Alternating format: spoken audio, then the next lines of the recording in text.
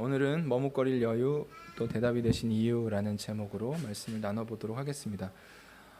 우리는 삶을 살아가다 보면 이렇게 망설일 때가 있습니다. 어떤 이유에서든지 망설이는 이유는 다양하게 있죠. 결정하기 어려워서 머뭇거릴 때도 있습니다. 저 같은 경우도 약간 결정장애 같은 게 있어서 메뉴가 너무 많으면 고르는데 한참 걸립니다. 이것도 먹고 싶고 저것도 먹고 싶고 또 이것은 포기하기 싫고 뭐 이런 여러 가지 생각들이 있어서 뭐 이렇게 결정하는데 한참 걸립니다.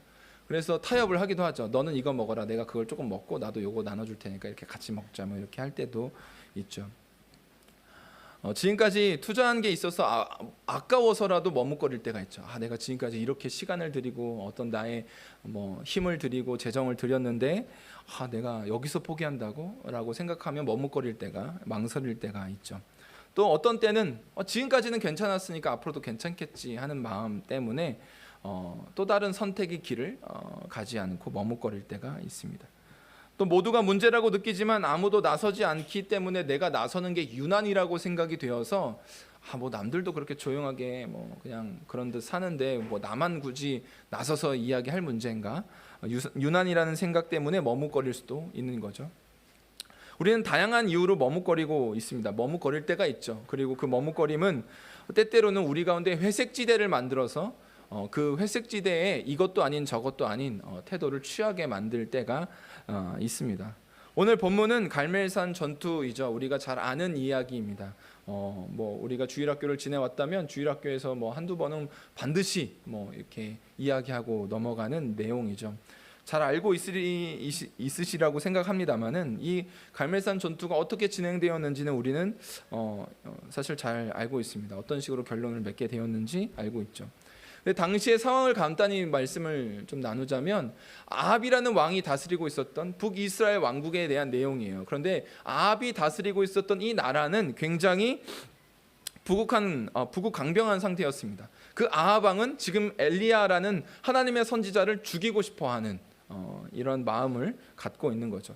그런 상황들 속에서 이 엘리야는 아합 왕에게 대결을 요청하는 거예요. 우리 한번 누가 진짜 하나님인지, 바알이 하나님인지 여호와가 진짜 하나님인지 한번 대결을 해봅시다라고 요청을 하는 거죠. 하나님과 바알 사이에서 누가 참으로 하나님인지 대결을 통해서 확실하게 하자고 제안을 하는 거죠. 아합이 자신을 죽이려고 한다는 것을 잘 알고 있었던 엘리야는 사실 그 목숨을 걸어야 하는 거죠. 대결하자고 해놓고 죽일 수도 있는 거니까 목숨을 걸고 대결하러 가는 거죠. 이러한 무모한 대결을 왜 엘리야는 제안을 했을까요? 왜 이런 무모해 보이는 일들을 진행을 했을까요? 엘리야의 의도는 이 이스라엘 백성들이 가지고 있었던 영적인 상태와 아주 긴밀하게 연결되어 있습니다. 이스라엘 백성들의 상태는 이도저도 아닌 상태였어요.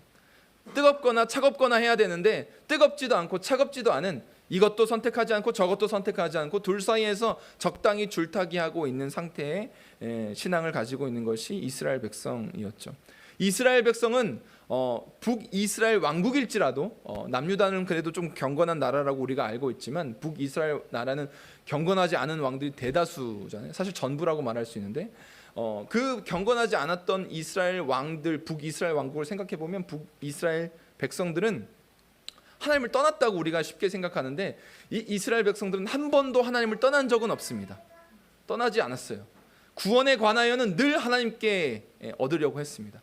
구원에 관하여는. 근데 구원만 구하려고 했던 거죠. 뭐 풍요와 내 삶의 안정은 바알에게서, 즐거움은 아세라에게서 이렇게 얻으려고 했던 사람들이 바로 이스라엘 백성인 거죠. 아합을 향해서 대결을 요청함으로써 이도저도 아닌 영적으로는 그래서 더 죽어가고 있는 이스라엘 백성들, 그 백성들을 깨우고자 이 엘리야는 대결을 요청했던 거죠. 그래서 엘리야는 이 모든 대결 앞에서 모든 백성을 모아놓고 거기서 선택하라고 이제 요청을 합니다. 21절 말씀 같이 한번 읽어보도록 하겠습니다. 엘리야가 모든 백성에게 가까이 나아가 이르되 너희가 어느 때까지 둘 사이에서 머뭇머뭇하려느냐. 여호와가 만일 하나님이면 그를 따르고 바알이 만일 하나님이면 그를 따를지니라 하니 백성이 말 한마디도 대답하지 아니하는지라. 아멘. 그들의 머뭇거림의 이유는 분명했습니다. 그런데 그때 당시에 이 아합 왕이라는 이 악한 왕인데도 불구하고 그 북이스라엘 왕국은 굉장히 번영했거든요. 나라로서는 굉장히 안정되어 있는 상태였어요. 그 아버지였던 오므리가 왕조를 바꾸면서, 그러니까 반역을 한 거죠. 이렇게 뭐 해서 새로운 왕조를 세우고 수도를 사마리아로 옮기고 그러면서 모든 정치 기반을 닦아놨습니다. 그래서 그 다음 때 아합 왕은 굉장히 안정적인 상태에서 치세를 이어갈 수 있었던 거죠. 그러니까 뭐 세종대왕이 그 태조에 의해서 이렇게 닦아놔서 그렇게 강한 왕권을 가지고 이렇게 여러 가지 할 수 있었던 것처럼 이 오므리라는 왕이 굉장히 이제 잘 닦아놓은 거예요. 왕 아버지가. 그래서 이 아합 왕은 상하궁이라고 이름 붙여지는 궁도 짓고, 그리고 그 여러 가지 성곽들을 요새화하는 등 물질적으로 부요했던 시기를 드러내게 되죠. 그리고 남유다와 사이가 계속 안 좋았는데 이때 아합 왕이 여호사밧 왕, 남유다 여호사밧 왕과 결혼으로 이제 동맹을 맺게 됩니다. 그러면서 그것이 또 나중에 남유다의 문제가 되긴 합니다만 어쨌든 그 이세벨의 딸과 결혼을 시키거든요. 그래서 그 여호사밧 왕과 동맹을 맺었기 때문에 일시적으로나마 협력 관계에 이제 있는 거죠. 그러니까 나라는 부국강병하고 번영하고 뭐 외침도 그렇게 강하지 않고 남유다와의 갈등도 크게 없는 거예요. 그러니까 안정적인 나라의 상태를 유지할 수 있었죠. 그런데 그들의 영적인 상태는 나라의 번영과는 다르게 황폐하기만 했습니다. 왜냐하면 시돈 왕 엣바알의 딸 이세벨을 이제 아내로 정략 결혼해서 맞이하게 되는데, 이세벨이 그 북이스라엘로 들어오면서 공식적으로 바알과 아세라를 숭배하는, 그러니까 국교처럼 된 거예요. 그러니까 하나님을 섬기지만 하나님도 섬기고 바알도 같이, 아세라도 같이 섬기게 되는 나라가 된 거죠. 그렇게 하면서 하나님의 말씀을 선포하던 선지자들은 핍박을 받아서 죽임을 많이 당했고요. 믿음을 지키기 위해서는 목숨까지 걸어야 하는, 선지자들은 목숨을 걸어야 했던 시기였습니다. 그래서 오바댜라는 사람은 그 선지자들을 숨겨주는 뭐 이야기가 17장에도 등장을 합니다. 100명 정도 숨겼고 이 엘리야도 숨겨주려고 하죠. 그런데 어쨌든 그런 상황들 속에 있었던 거예요. 말씀을 가르치고 선포해야 할 선지자들이 잡혀서 죽거나 핍박당하고 있거나 숨어 있거나 이런 상황들 속에 된 거죠. 그러면 어떻게 됐을까요? 백성들이 하나님의 말씀을 배우지를 못하는 거예요. 말씀이 부재하기 시작했습니다. 그것을 보여주는 것이 바로 열왕기상 17장 1절에서 이제 하나님이 이 엘리야를 통해서 선포되는 것이 이 땅에 수년간 비가 내리지 않을 것이다 라고 말씀하시는 거예요. 그래서 자그마치 3년 반 동안 그 땅에 비가 내리지 않았어요. 가뭄의 상태였죠. 그리고 엘리야도 숨기셨어요. 숨기셔서 한 여인의 집에서 그저 생활할 수 있도록 하시면서 그 전면에, 이스라엘 백성들의 전면에 나타나지 않았습니다. 그러니까 3년 반 동안 그 비가 내리지 않는 그 모습 자체가 하나님께서 이 땅에 말씀이 부재하고 있다라는, 그래서 황폐해질 수밖에 없는 이스라엘 백성들의 영적인 상태를 드러내는 이중적인 메시지인 거죠. 말씀은 사라졌지만 황폐함을 볼 때마다 우리의 영적인 황폐함을 마주할 수 있게 되는 이중적 메시지로 그들에게 선언을 하고 계신 거예요. 그런데 이제 엘리야가 숨겨져 있다가 감추어져 있다가 드러나기 시작합니다. 나타나기 시작하죠. 엘리야의 등장은 변화의 시작이었고 말씀을 통한 변화를 가져오시려고 하신다는 어떤 기대를 가져오는 반전적인 사건이에요. 이런 말씀이 부재한 상황에서 자연스럽게 바알을 숭배하고 아세라를 숭배하는 백성들에게는 이제 말씀도 없으니까, 말씀이 부재하니까 그 황폐한 땅을 보면서, 황폐해져가는 이 자기의 땅을 보고 그런 것을 보면서 아, 우리의 영적인 상태가 황폐하구나, 깨어서 돌이켰으면 좋았을 텐데 그러지 않았습니다. 그들은 혼합된 신앙관을 가지고 하나님도 섬기고 바알도 섬기고 아세라도 섬기는, 번영을 위해서는 바알을 섬기고 자기의 쾌락을 위해서는 아세라를 섬기고 구원을 위해서는 하나님을 섬기는 이런 아주 끔찍한 혼합된 신앙을 만들었던 거죠. 바알을 숭배한다는 것의 본질이 무엇일까요? 우상 숭배의 본질을 이야기할 때 바알 많이 얘기하는데 바알을 숭배한다는 것이 뭘까요?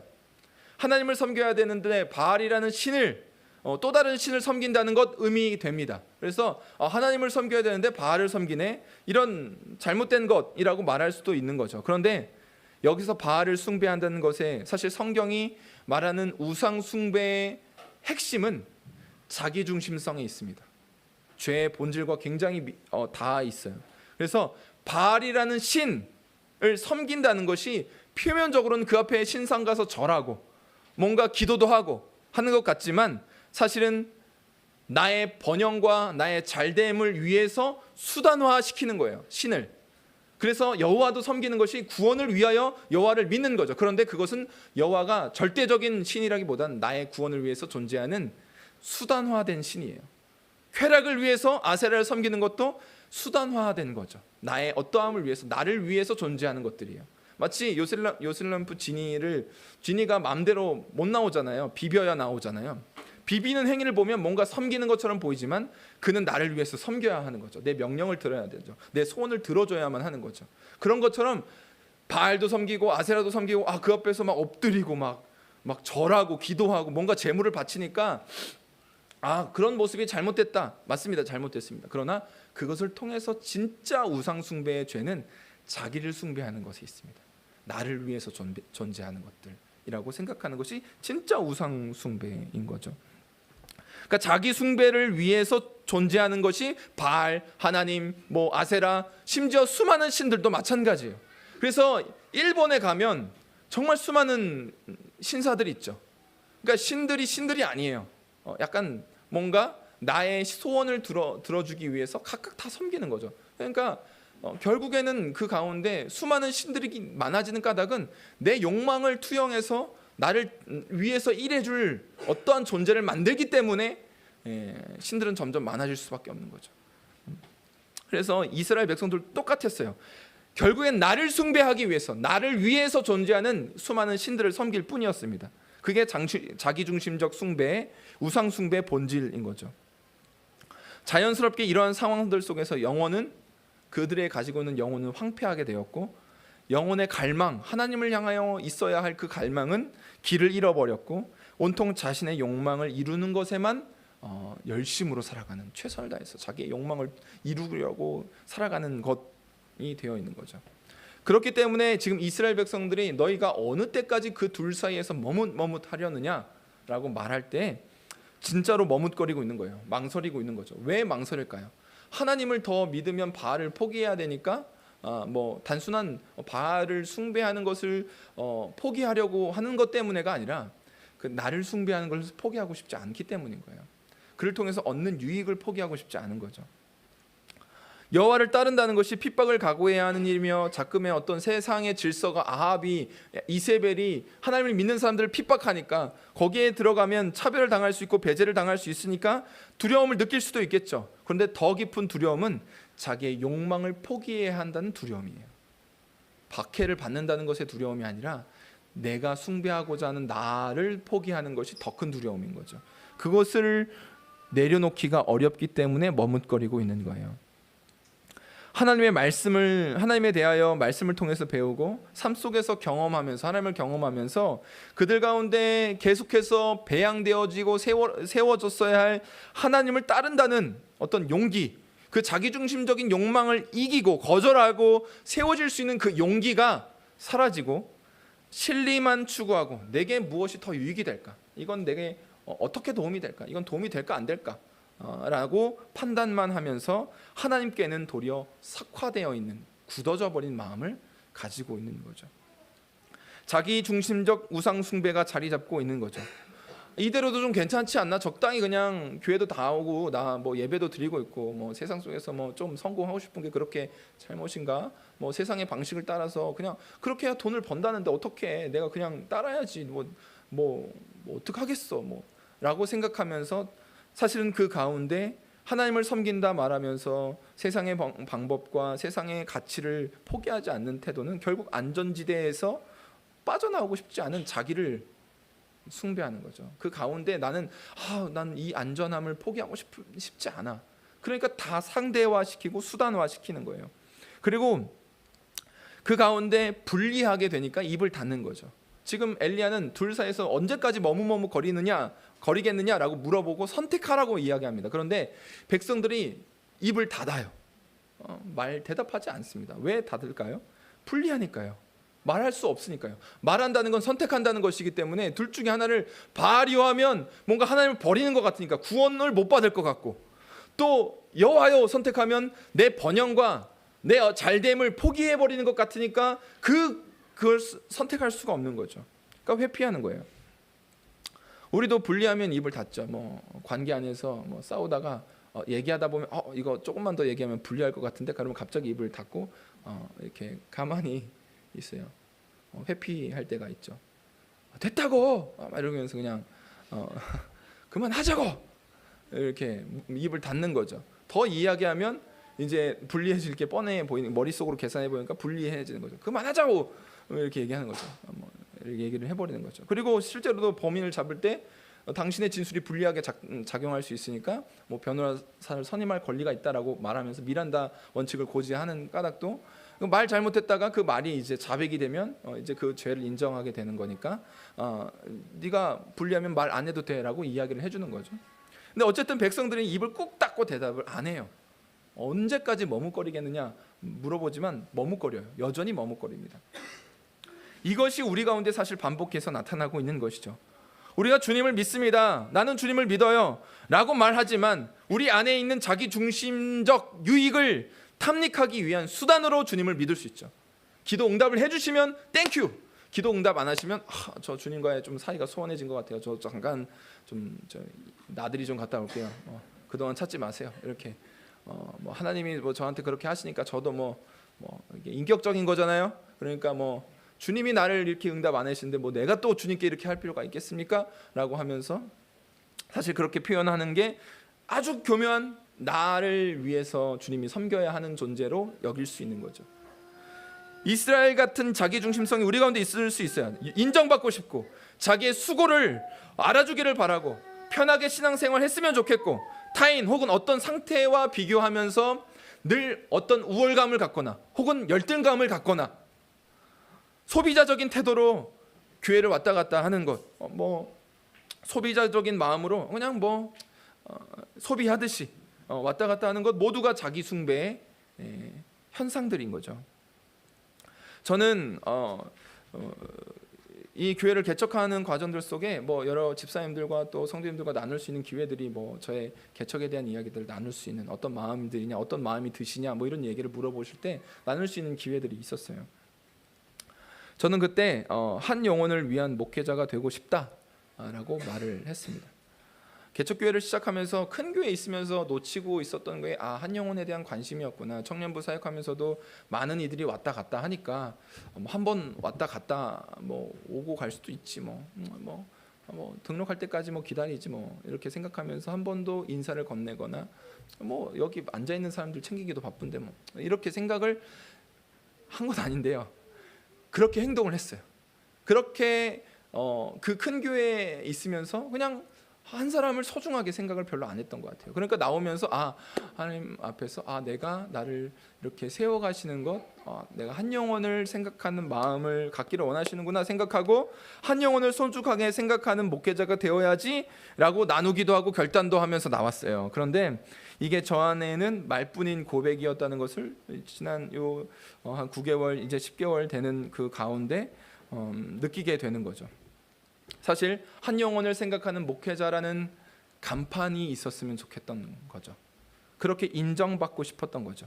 실제로는 연약함을 핑계로 도망치고 내가 한 영혼을 귀하게 여기고 섬기는 사람이 되고 싶다라는 간판은 가지고 있는데 실제로는 저는 조금 연약해서요, 저는 좀 잘 못해서요 라고 피하면서 연약함이라는 핑계를 에둘러 말하며 그 뒤에 숨어버리는 비겁함을 가지고 있는 사람이었다는 것을 깨달아가는 거죠. 깨닫는 거죠. 깨달았어요. 인정이라는 우상을 숭배하면서도 그 안에 대답하지 않는, 머뭇거리고 있는 저의 어떤 비겁한 머뭇거림, 망설임이 있는 거죠. 그것은 곧장 영혼을 기만합니다. 기만해요. 알면서도 스스로 기만하는, 알고도 벗어나기 싫어하는 그 괴물을 만들어내는 것이 바로 이런 우상 숭배의 모습이라는 거죠. 이 교묘하고 치졸한 우상 숭배는 우리로 하여금 하나님으로만 얻을 수 있는 유익을 우상들이 준다고 믿게 만들어요. 그러니까 하나님으로부터 얻을 수 있는 것들을 우상을 통해서 얻는다고 생각하고 그것을 구하게 되는 거죠. 막 즐거움도, 만족도, 기쁨도, 관계도, 뭐 여러 가지 인정함도 뭐 거기서 얻을 수 있다고 생각을 하고 그렇게 추구하게 되는 거죠. 사실 하나님 안에서 우리가 누릴 수 있는 자유함, 기쁨, 주님이 우리를 존귀한 자로 인정해 주시는 것들이 훨씬 더 우리 영혼을 자유하게 함에도 불구하고 훨씬 더 질낮고 저급한 것을 추구하게 되는 거죠.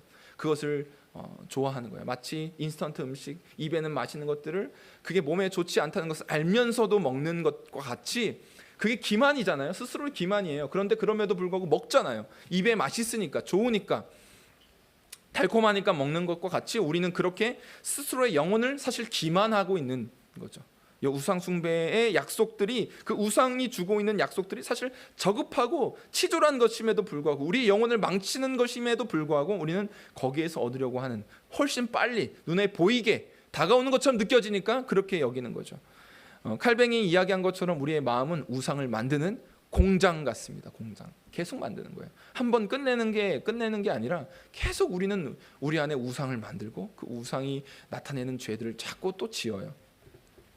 그래서 제가 인정받고 싶어하는 그래서 나를 숭배하기 위해서 머뭇거리면서 선택하게 되는 것처럼, 그래서 인정받고 싶어하는 나를 포기해야 한다라는 그 두려움이, 망설임이 자리 잡으면서도 결국 포기하지 못하게 되는, 하나님이 주시는 인정이 가장 귀한 것임을 알면서도 그럼에도 그 자리에 머물려고 하는 자기 기만이 제 안에 있었던 것처럼 우리 모두는 그런 기만이 우리 가운데 있게 되는 거죠.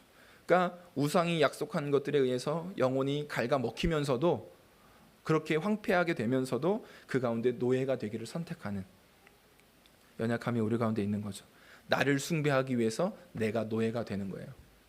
그게 우상 숭배인 거죠. 노스캐롤라이나 주 듀크 대학교와 하버드 대학교의 과학자들이 한 가지 사회 실험을 했습니다. 짝퉁 선글라스가 도덕성에 미치는 연구인데요. 과학자들은 피실험자들에게 클로에 선글라스를 나눠주면서, 이 클로에가 비싼 건가요? 잘 모르겠어요. 네, 클로에인가 뭐 하여튼 클로에라는 선글라스를 나눠주면서 그게 짝퉁이라고 일부 집단에게, 절반에게 알려줬어요. 그러니까 그게 진짜인데 가짜라고 알려준 거예요. 짝퉁입니다. 이거 아주 정교한 짝퉁이에요라고 알려준 거예요. 그리고 한 집단 반대편은 진짜라는 것을 그대로 알려주었습니다. 그리고 나서 여러 가지 실험을 진행했어요. 그 사람들을 데리고 무작위를 쭉 나눠주고 그 가운데 짝퉁으로 알고 있었던 실험자들은 진짜로 믿고 있었던, 이게 클로에라는 진짜 선글라스야라고 믿고 있었던 사람들보다 다른 방식이 훨씬 나타났어요. 똑같은 실험을 진행을 했는데, 여러 가지 실험을 진행했는데 사람들을 속이고 그리고 물건을 훔치는 데 있어서 짝퉁으로 알고 있는 사람들이 2배가 넘게 나타났다는 거예요. 그러니까 그리고 짝퉁 선글라스를 착용하고 있다고 믿고 있었던 사람들, 그 피실험자들은 다른 실험에서 타인에 대하여, 다른 사람들에 대하여 훨씬 더 냉소적이고 기만하는 태도를 가지고 있었다는 거죠. 여기서 보여주고 있는 것이 뭐냐면, 가짜라는 것을 알고 있기 때문에 더 속이는 거예요. 그걸 진짜이고 싶어 보이고 싶은 거죠. 그러니까 더 기만적으로, 더 냉소적으로 태도를 취했다라는 거예요. 수단화시킨 거죠. 그래서 우상 숭배를 통해 얻는 유익이 사실은 가짜라는 것을 우리는 어느 순간 깨닫게 되어질 때가 있습니다. 말씀을 통해서든 우리 삶을 통해서 하나님께서 역사하실 때 느끼게 될 때가 있어요. 그런데 그것이 더 진짜이어야만 한다고 생각하는 자기 기만에 빠지는 거죠. 우상이 우리를 기만하고 있지만 자기를 향해서, 타인을 향해서 더 기만적이고 냉소적으로 우리가 태도를 취할 수 있게 되는 거예요. 그래서 우상 숭배의 이 죄, 이면의 죄를 우리가 드러내지 못하면, 말씀을 통해서, 복음을 통해서 우리가 이것을 드러내지 못하면 우리 삶에 드러나는 영역들이, 우리 삶 속에 막 나타나고 있는 수많은 영역들이 생각보다 이 우상 숭배와 많이 결탁하고 있다는 것을 깨닫지를 못합니다. 광범위하게 전방위적으로 이 우상 숭배라는 자기 숭배의 교묘한 마음들은 많은 영역들과 연결되어 있다는 것을 우리는 깨닫지를 못하는 거예요. 그렇기 때문에 계속 이야기하지만 이 우상 숭배의 본질은 자기중심성이에요. 이 자기중심적인 어떤 생각들, 우리의 삶의 선택과 가치 판단, 심지어 신앙생활까지 깊게 연결되어 있어서, 뿌리 깊게 내리고 있어서 은밀하고 교묘하게 아주 자기를 숭배하기 위해서 우리는 선택하고 판단하고 신앙생활을 하는 우리의 모습들이 우리 가운데 나타나는 거죠. 그러니까 정작 선택해야 할 때, 결단해야 될 때는 머뭇거리는 망설임이 있게 되는 거죠. 우리도 하나님과의 관계 안에서 망설인 적이 있지 않습니까? 여러분들 어떠신가요? 여러분 여기까지 오면서 나는 신앙생활하면서 한 번도 망설임 없이 하나님이 가라면 가고 하나님 멈추라고 하면 멈추었고 나는 그렇게 여기까지 왔다라고 자신하시는 분이 계신가요? 네, 대답을 안 하시는 거 보니까 없으시겠죠? 저도 없다고 생각합니다. 저조차도 그렇지 않거든요. 뭐 제가 그렇지 않다고 여러분들이 더 그렇지 않다라는 말은 아닙니다. 뭐 어쨌든 개척교회라서 망설이고 작은 교회라서 망설일 수도 있죠. 저도 개척하면서 많은 고민을 했습니다. 개척교회 괜찮을까? 오늘날 개척한다는 사람들 많이 들어보면 100개가 교회 개척을 하면 90개가 문을 닫는 시대에 교회가 결국 실패하고 망해서 끝나는, 90개는 끝나고 10개만 살아남고 그 10개 중에서도 8개가 미자립으로 남는, 그 중에 2개만 자립하게 되는, 그러니까 전국 2%가 100개가 개척을 하면 2개가 살아남고 8개는 간신히 생존하고 90%는 문을 닫는 게 실제 통계로 나와 있습니다. 우리가 생각한 것보다 훨씬 많이 개척합니다. 그리고 훨씬 많이 우리가 생각한 것보다 교회가 문을 닫습니다. 그런 상황들 속에서 쉬운 선택은 아니었죠. 개척한다는 것이 뭐 교회 지원이 있고 없고를 떠나서 개척한다는 것은 쉬운 선택은 아니었습니다. 그래서 망설이고 뭐 이래저래 망설이고 부르심에 따라서 신앙생활 중에서 여러 가지 다양한 상황들 속에서 우리는 주저하고 머뭇거릴 때가 있는 거죠. 안전지대를 숨어서 그냥 안전한 길을 선택하고 싶어하는 마음들이 우리 가운데 들 수 있어요. 그런데 이러한 백성들에게 하나님은 그저 머뭇거리는 그 현장들 속에 내버려 두지 않으십니다. 대답할 수 있는 기회를 주세요.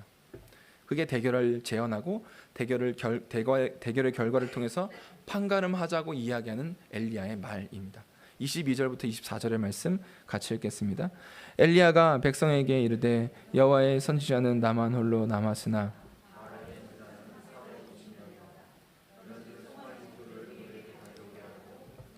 송아지 한 마리를 택하여 각을 떠서 나무 위에 놓고 불은 붙이지 말며 나도 송아지 한 마리를 잡아 나무 위에 놓고 불은 붙이지 않고 너희는 너희 신의 이름을 부르라. 나는 여호와의 이름을 부르리니 이에 불로 응답하는 신 그가 하나님이니라. 백성이 다 대답하되 그 말이 옳도다 하니라. 오늘날 생각하면 굉장히 화끈한 제안이죠. 오늘날도 이렇게 응답하시면 좋겠어요. 저기 세상에 가서 자 덤벼 깔아놓고 우리 누가 진짜 하나님인지 한번 해보자.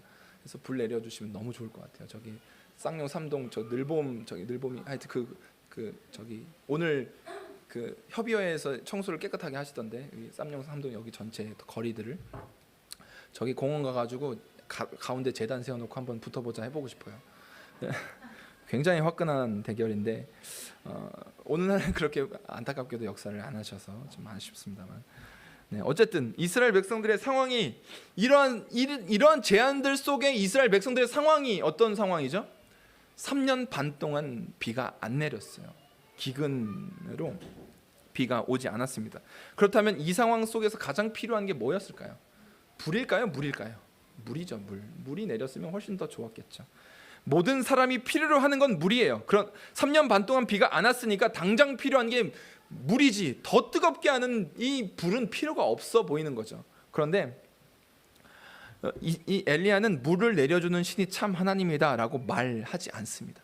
그렇게 말하면 백성들이 와 환호를 더할 줄 사실 백성들을 보면서 이 엘리야는 모르지 않았을 거예요. 그런데 그것이 그들의 필요와 욕망을 채워주는 도구밖에 되지 않는다는 것을 지금 아는 거예요. 지금 영적인 상태에서 그냥 단순히 비만 내리면 그들에게는 또 하나님은 그들의 필요를 채워주고 마는 그 정도의 수단화된 하나님밖에 안 되니까 지금 이 엘리야는 의도적으로 불을 내리는 신이 참 하나님이다라고 말하고 있는 거죠. 불이 내려온다는 것의 의미가 무엇일까요? 예배를 받으신다라는 거죠. 우리가 구약에도 비슷한 사건이 있었어요. 창세기의 시작에 보면 가인과 아벨의 제사가 나옵니다. 그리고 가인의 제사는 받지 않으시고 아벨의 제사는 받으셨죠. 그런데 그때 이야기 성경이 가인의 제물은 안 받으시고 아벨의 제물은 받으셨어요 라고 말 안 해요. 가인과 그 제물은 안 받으시고 아벨과 그 제물은 받으신지라라고 이렇게 말씀하시거든요. 그러니까 그 말은 뭐냐면 하나님은 제물을 받으시는 분이 아니라 드려지는 자를 받으시는 분이라는 거죠. 그러니까 그 가운데 제물 자체가 아니라 그 제물을 드리고 있는 사람이 드려지는 것이 예배라는 거예요. 그러니까 우리가 이 가운데 지금 엘리야는 그 무너진 제단을 수축하고 거기에서 제사를 드리게 됩니다. 그런데 그것을 통해서 이스라엘 백성들이 봐야 할 것은 무엇이냐면 하나님이 우리를 받으시는 분이라는 것을 깨달아야 한다는 거죠. 하나님이 우리의 요구를 들어주시는 수단화된 신이 아니라 우리의 전부를 받으시는 분이라는 것을 알게 하려고 지금 이 엘리야는 이러한 제단을 쌓고 제사를 드리자고 이야기를 하는 거죠. 그렇기 때문에 자기중심적인 욕망이 드려질 때 반드시 깨어져야만 하는 거죠. 그 욕망을 깨트리지 않고는 드려질 수가 없어요. 바쳐질 수가 없죠. 내가 하나님이 받으시는 존재로서 내가 하나님이 나를 위해 존재하는 자리에서 내가 하나님을 위해서 드려지는 존재로 스위치되지 않으면 나는 제물이 될 수 없는 거예요. 드려지는 자가 될 수 없는 거죠. 그러니까 지금 이 엘리야는 그것을 던진 거예요. 그 질문을 던진 것이죠. 그렇기 때문에 불이어야만 하는 거죠. 불이어야만 하는 거예요. 불이 내려야만 하는 거죠. 그래서 이 바알을 숭배하고 제사를 드리는 자들도 불을 똑같이 구합니다. 그러나 불이 내려오지 않죠. 왜냐하면 우상은 자기 중심적인 숭배가 만들어 놓은 허상이기 때문에 그래요. 가짜이기 때문에 자기 욕망을 위해서 만들어 놓은 신이기 때문에 불을 내릴 수가 없어요. 그렇기 때문에 바알을 숭배하는 자는 아침부터 저녁 소재 드릴 때까지 심지어는 막 자기의 몸을 상해하면서까지 피를 흘리면서까지 제사를 드렸지만 불이 내려오지 않죠. 엘리야가 비꼽니다. 야, 너의 신 자나보다, 조나보다 더 크게 좀 해봐 라고 비꼬죠. 아무리 크게 소리 지르고 제사를 드려도 불이 내려오지 않죠. 왜냐하면 자기 숭배의 허상이기 때문에 그렇습니다. 그래서 이 불이어야만 하는 이유가 이 불 가운데 살라지는 이 제사에 결국 내가 드려지고 있다는 것을 깨달아야만 하는 거죠. 나의 존재를 드리는 것. 그래서 그것을 통해서 하나님이 참 하나님이시라는 것을 인정하게 되는 것이 그 예배를 통해서 이루어지기 때문에 그런 거죠. 그렇기 때문에 그 하나님께 드려지는 것이 필요하다는 거예요.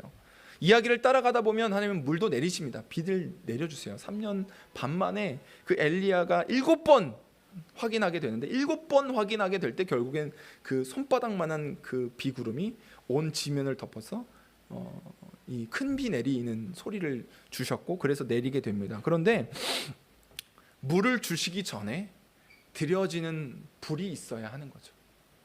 우리가 적어도 불이 드려지는 것이 없다면 물도 없다. 뭐 이런 단순한 논리 모든 상황들 속에 단순 논리로 적용할 수는 없습니다. 때때로는 물도 주세요. 예수님도 오셔서 우리 가운데 먼저 고치셨어요. 먼저 병자들을 고치고 그들의 필요를 채워주시고 아픔을 위로하여 주셨어요. 그러나 그것이 전부가 아니었어요.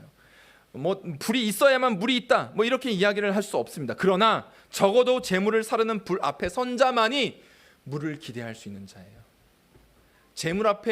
재물이 살라지는 그 불 앞에 선 자만이 내가 드려진다는 것을 인정한 자만이 하나님께로부터 오는 물을 기대할 수 있는 자인 거죠. 그러니까 받은 물을 바라고 있는지 드려지는 불을 기대하는지 우리는 마음속에 우리의 마음을 들여다봐야 하는 거죠. 지금 이 이야기 속에서 엘리야의 이러한 대결은 예수님께서 우리를 위하여 대신하여 홀로 하나님 앞에 백성들 앞에 서심으로 우상들의 허구와 이 가짜라는 것과 하나님의 참되심을 드러내시는 분으로 이 땅에 오셨다는 것을 우리는 깨닫게 됩니다. 예수님께서 이 땅에 오셔서 사람들의 필요를 채워주시고 그들에게 물을 주셨죠. 병자도 고치시고 귀신 들린 자도 해방시켜 주시고 심지어 죽은 자도 고쳐주셨어요. 살려주셨죠. 그러나 주님은 단순히 우리에게 물만 주기 위해서 오신 분이 아니죠. 불을 주러 오셨습니다. 우리의 필요를 넘어서 우상의 허구를 드러내시고 하나님이 참으로 하나님이시기에 구원이 온전히 하나님께 있음을, 그래서 내가 온전히 그 가운데 드려져야만 하는 존재라는 것을 깨닫게 하시는, 그것을 위해서 이 땅에 오신 거죠. 그래서 아세라 선지자까지 850명과 싸우고 있는 이 단 한 명의 엘리야처럼 바알 숭배의 본산이었던 갈멜산 그 불신앙과 자기중심적 우상숭배가 자행된 그 한복판, 적진 한복판에서 홀로 싸우고 있는 엘리야처럼 예수님께서는 이 땅에 홀로 오셔서 수많은 원수들에 둘러싸여서 그 가운데 십자가로 승리하신 거죠. 그래서 그분은 스스로 불에 살라지는 제물이 되기도 하셨어요. 우리의 욕망에 의해서 우리는 스스로 자발적으로 하나님께 온전히 드립니다, 나를 드립니다 라고 말할 수 없는 자들이죠. 우리는 늘 우상 숭배를 선택한다고 해서 선택하는 게 아니라 우리는 연약하기 때문에 계속 그런 우상을 만들어내요. 그러나 우리가 온전히 주님 앞에 드려질 수 없는 자이기 때문에 온전히 드려지는 자로 희생제물이 되어서 이 땅에 오신 것이 예수님입니다. 그래서 우리를 위해서, 우리를 대신해서 그렇게 온전히 드려지시고 혼자 싸우시는 분으로 오셔서 혼자 싸우시고 혼자 이기셨고 우리를 위해 온전히 바쳐지셨던 거죠. 오늘 이야기 속에서 그래서 말을 걸고 보여주시는 것이 바로 예수님의 사랑인 것이에요. 오늘도 우리는 머뭇거릴 수 있습니다. 성경에서는 두 주인을 섬길 수 없다, 함께 섬길 수 없다라고 말합니다. 돈으로 대변되는 세상, 돈과 하나님을 겸하여 섬길 수 없다라고 말하면서 돈을 통한 결국 자기중심적 숭배와 하나님을 겸하여 섬길 수 없다라고 말합니다. 그리고 야고보서에서는 두 마음은 정함이 없다라고 말하고 계십니다. 오늘도 주님을 따르는 길보다 우상이 약속하고 있는 것이 크고 좋아 보이고 분명하고 확실한 것처럼 보이지만 그것은 우리의 영혼을 망가뜨리고 있습니다. 우리의 영혼은 하나님이 내리시는 불, 우리를 받으시는 불 앞에 설 때에 비로소 우리의 영혼은 정돈이 됩니다. 우리의 존재의 위치를 깨닫게 됩니다. 내가 무엇을 구해야 하는지, 우리의 영혼이 어디서 만족함을 누릴 수 있는지를 비로소 깨닫게 되는 거죠. 그래서 내리는 불 앞에 선다는 것이 바로 예배를 드린다는 거죠. 예배는 단순히 어떤 행위적인 것을 넘어서 전제적으로 우리를 받으시는 분께 온전히 드려지는 것을 의미합니다. 나를 위해서 기꺼이 그 자리에 서셔서 우상들의 헛된 것과 하나님의 참되심을 드러내기 위해서 싸우신 그 예수 그리스도, 그분을 인하여 서게 되어지는 것이 바로 예배입니다. 오늘 그래서 우리 가운데 소멸하는 불로 임하셔서 우리의 허황된 욕망과 숭배를 태우시고 우리의 영혼의 진짜 갈망을 되찾아 기쁨을 주시는 시간이 바로 예배라는 거죠.